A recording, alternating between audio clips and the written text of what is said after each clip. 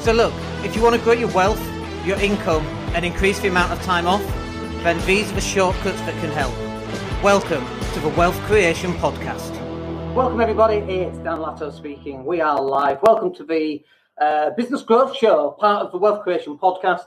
We go live Monday, Wednesday and Fridays. Mondays is Business Growth, Wednesdays is Property, and Friday is Mindset and Hustle Show. Today is the Business Growth Show because I think it's a Monday. Pretty sure everything's rolling into one still. We've just been out for a cheeky little Burger King, me and the little one, and it's really nice to see people out there here in Spain, actually at cafes and that kind of thing, but still socially distant, everyone wearing masks, so that's really cool. So in this session today, I want to talk to you about why you should be automating your business like straight away. Like, I get why people do this. They start a business and they start doing everything. They are doing everything from the marketing to the delivery of a product, through to writing copy, to sweeping up, to putting a kettle on, to cleaning, everything. And it's like, why are you doing that? You need to find a way of outsourcing some of this stuff almost straight away. So if I was to put this into context in terms of how many hours I actually work versus how many hours you actually work, I actually get more done through less hours, and we get better results through less hours because of the way in which we do it. So let me give you an example. So for example, like, I don't know, last week was quite an intense week last week. We put in a lot of work. We probably did about 20 hours. That for me that's a heavy week. Okay. I don't know how people work these 40-hour weeks, 50-hour weeks, 60-hour weeks. Your relationships are shot. Everything's shot. You know, your wife's leaving you.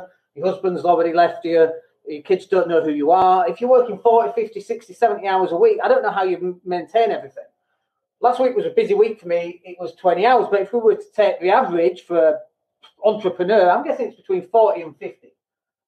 Between 40 and 50 hours. Now, I get more done in my 20 hours than most people do in their 40 or 50 hours because my 20 hours are not 20 hours. I'm not doing 20 hours. I'm doing like 240 hours. 300 hours a week. So like let's work that through, okay? We pay people 40 hours a week. So if we were to times that by 5 people, 300 hours a week, that's 1,200 hours a month. Think about that. Now you've got 5 people doing the work, and what you're doing is you're managing these people right here. That's what you should be doing. Instead, you are managing you, and then you're wondering why you're so tired, why you're so burnt out. And this is the other aspect here. Just making sure you can see this. On this side right here, while you're busy burning out and doing all these hours, my 20 hours are built thinking. That's not a thinking sign, is it? My 20 hours are really built around thinking what I want to do with this business. That's a fluffy cloud. That's me thinking. So turn it into a brain. That is literally the state of my brain. But that is why we are doing better than average, because we're not the ones doing the work. And I get why it's so hard right at the start for you to hire somebody. But look, it's £10 an hour. If you're hiring someone at £10 an hour, or if you could hire someone for £10 an hour, but you're making the decision not to, guess what? How much money you earn? I did this with someone. I said, I know, I can guess immediately how much money you're worth. I can guess. Let me tell you how I do it. Who does your marketing? Who does the quotes? Who does the on-site visits? Who does the customer service? Well, I do it all. Okay. So you're on less than £10 an hour, probably on about £8.50 an hour. We go, no, I'm on more than that. Are you? Well, if you're on more than that, why are you not paying someone £8.50 an hour while you're earning £15 an hour? You're up £6.50 an hour. Why are you not doing that?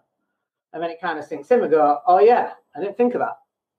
You've got to start outsourcing almost immediately. So even if, like for example, we just took somebody on last week, okay, their amount of work that they're doing in a week is 7 hours. 7 hours a week at £9 an hour. So that's what, £63 a week.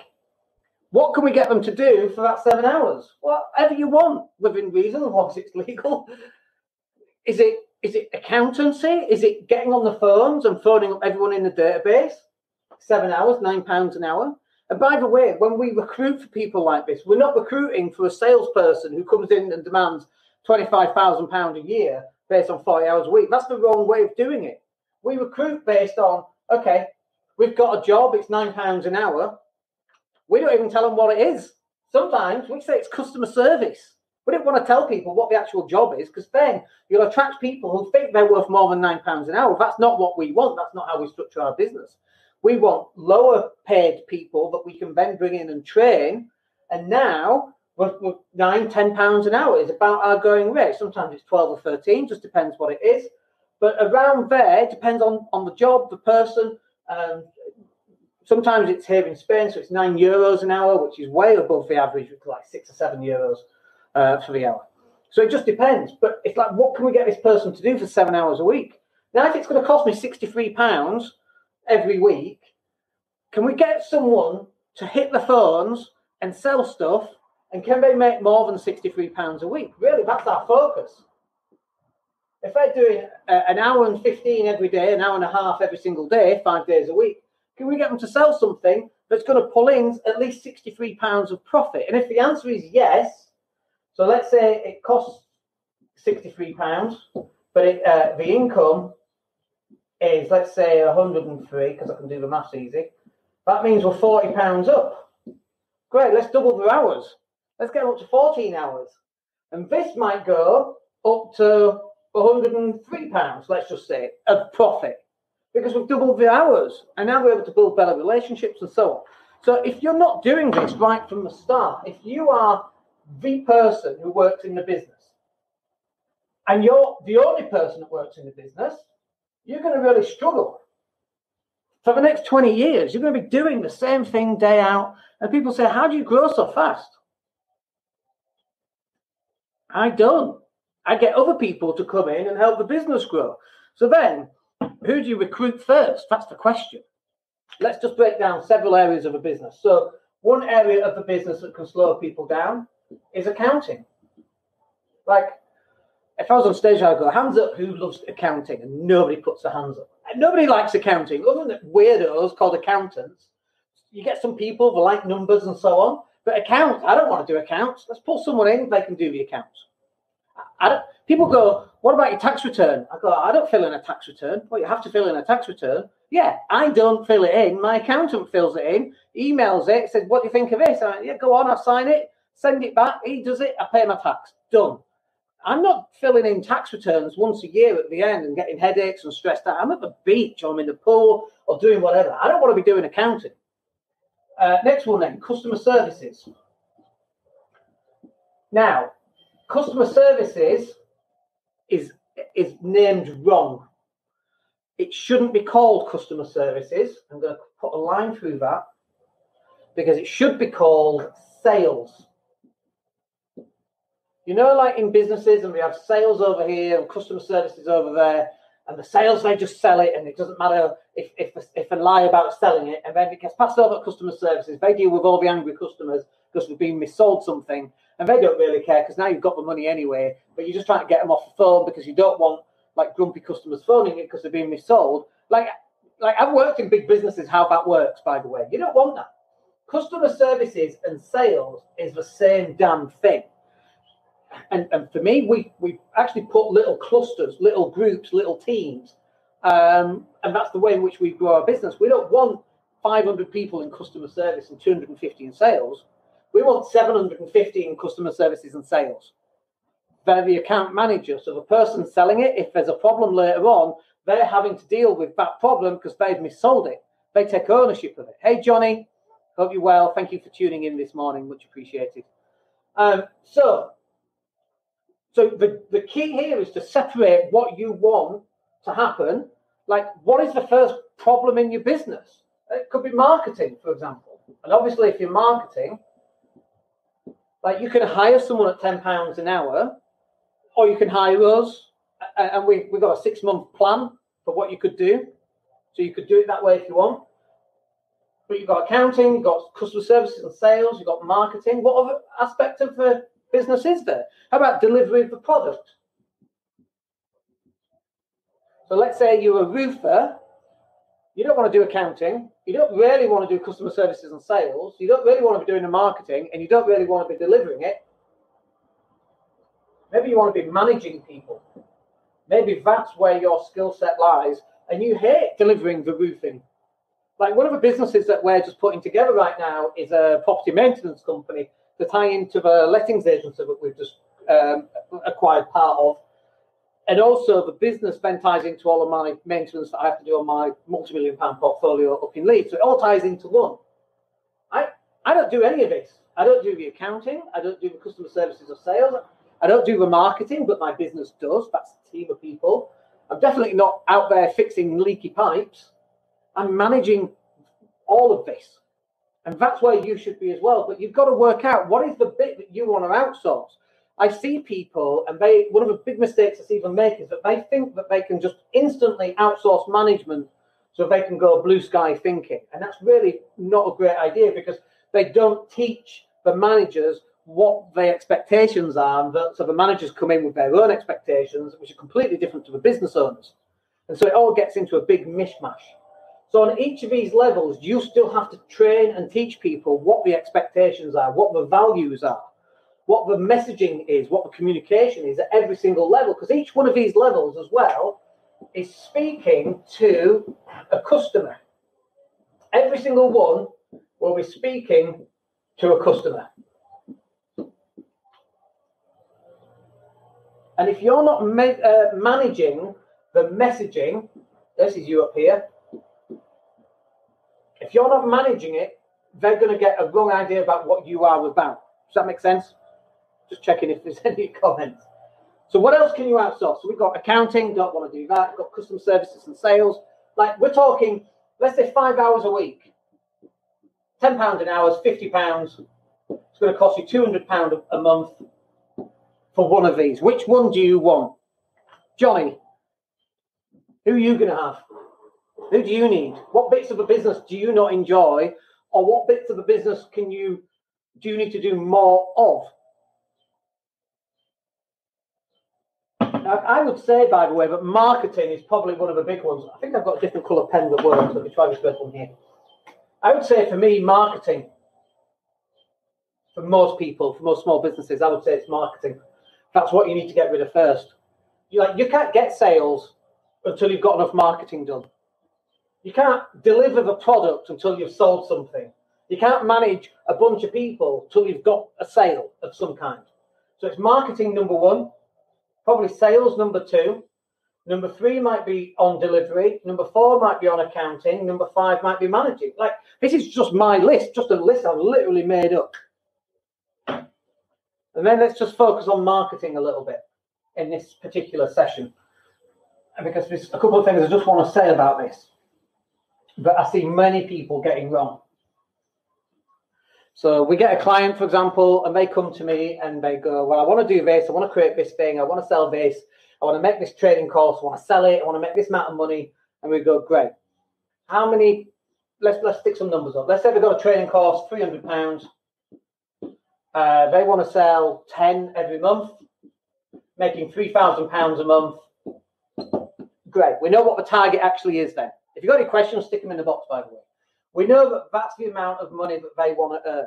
And then we say to them, that's wonderful. How many Facebook friends have you got? And they go, I've got 375 Facebook friends. Can you see the problem here? How many people on LinkedIn? I've got 125, and let's say 300 on LinkedIn. So LinkedIn, Twitter, and Facebook. So what's that? 400, is that 700? 400, 500, 800 people. And out of 800 people, we're trying to sell 10 training programs every single month to 800 people. You've got a problem. The problem is called reach. You haven't got enough people. So once you've identified which is the bit that you need to start doing first, then you need to start understanding your reach and have you got the availability to sell this to this? Because most people haven't. Let's see what Johnny's got to say. Yeah, those regular bits of work to keep the profile up and the interest flowing feed the funnel. That's exactly it. because most people are focusing, I should say, on this right here, and in particular these 10 sales per month, and they're not focusing on their reach. At the moment, we've only got 8,000. What if they had 8,000? Do you think that is an easier sale now? Absolutely. You can't sell anything if people don't know you. Thank you, Johnny, by the way. You can't sell anything if people don't know you. What about 80,000 people? Stick a little comma in there. Do you think it's easier to sell 10 programs a month to 80,000 people? What do you think? Yeah? It's a no-brainer, right? What about 800,000 people? And we're not there yet, by the way, on 800,000 people. We've not had 800,000 downloads yet of the podcast. We've not had 800,000 YouTube users. We've had over 1 million minutes, by the way, watch, which is pretty cool, but that's not the same thing. So it's like, how do you get to increase your reach? Start adding some zeros onto these. How do you start doing that? You do it by putting out more content. So then out of that list that we had before, let me get rid of this and I'll write the list again. Out of this list that we had before, if you need to increase your reach, which for many people is the thing that they need to start doing, you need to start outsourcing the work. So we had accounting, sales, marketing, and right here under marketing, you've got content creation, which in turn will increase the amount of reach to some extent. If you've got 1,000 people on Facebook and you're putting out some really good pieces of content, other people that are not connected to you, as long as they engage with that content then gets shared about. But you've got to start creating a lot of content. Now, you can go for paid advertising. That is like some bottomless bucket called Facebook. You just take your money out of the bank and just go chuck it at people who work at Facebook, because that's pretty much what happens for most people. That's why we don't focus on paid content. We focus on content creation because we want to increase our reach. And then the people that are watching that content will like, will subscribe, will download the podcast, and then over a period of time, then that reach increases and then it turns into sales. But this is really about you. What are you going to outsource first? How do you get to do 240 hours a week, 300 hours a week, and actually only work 20 hours? And it's by you not doing the work, but by your team doing the work. I mean, I woke up this morning and we had 2 property investment brochures done, lined up, waiting. You might have seen a landing page for that we created, which I actually created, in fact, did that bit myself, and then sent that out. And we've had people subscribe and signed up to that email list, and they've now received the property brochure. We've got calls coming in. Like literally, that's what should happen. But for most people, they go, we've got a property to sell. Let me create a Facebook post. That takes 20 minutes or an hour. We have to create an image. Like the brochure, like our team just went and did it. I mean, it looks amazing, by the way. If it was me to do that would have taken me 5 hours. It took somebody else 5 hours who were paying lower than I would get paid for doing it. That's the way forward. That's what you need to start doing. We're living in 2020, folks. The world is a lot smaller. We can get up to the ISS space station in less than 19 hours. We can get into space in 9 minutes. It takes a bit longer to get to the space station. I used to take 3 days that journey, by the way. Now it takes 19 hours, which is phenomenal, right?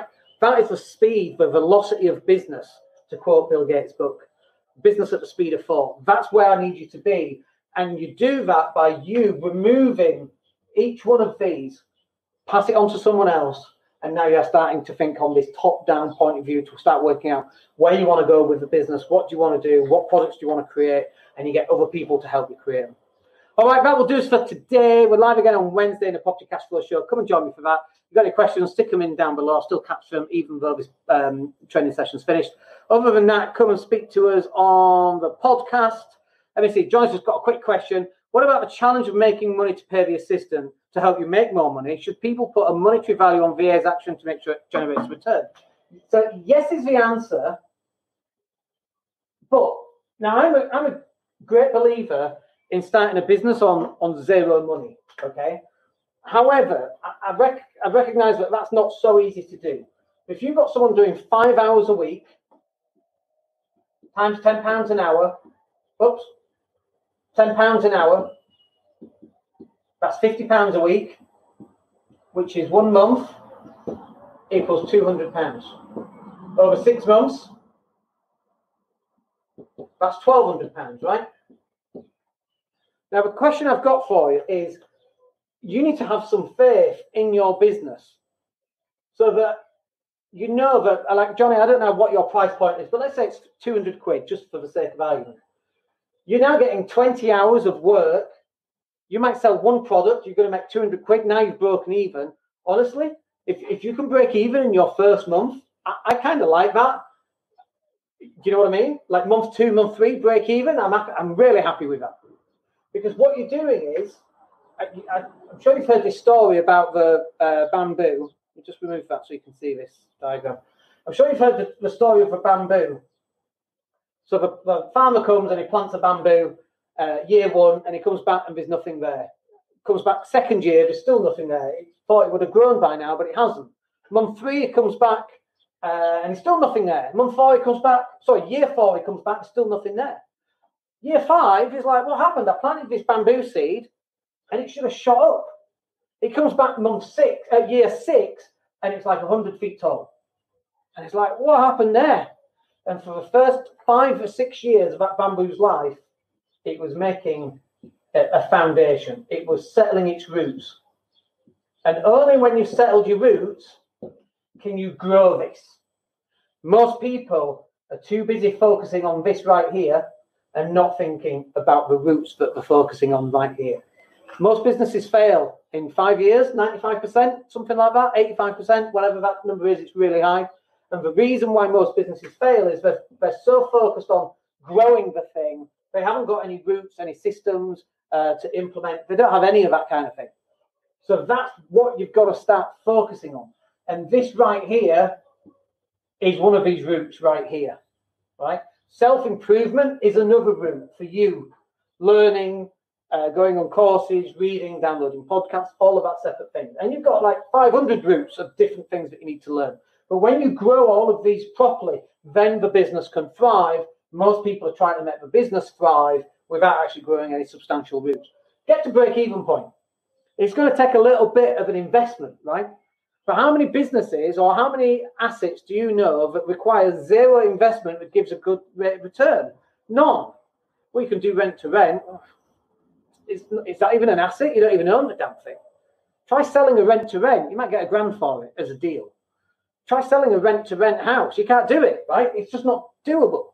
This is a business. It's an asset that should have solid foundations, and that's what you need to be investing in. And then the profits come later. Everybody wants to be rich, everybody wants the money, but first you've got to start doing this, and then that will come later. All right, thanks, Johnny, for the question. We'll catch up with everybody on Wednesday. Have a good couple of days. We'll speak to you soon. Take care. Hey, it's Dan here. Thank you for listening. Really appreciate each and every one of you. Please click like or subscribe to the entire podcast.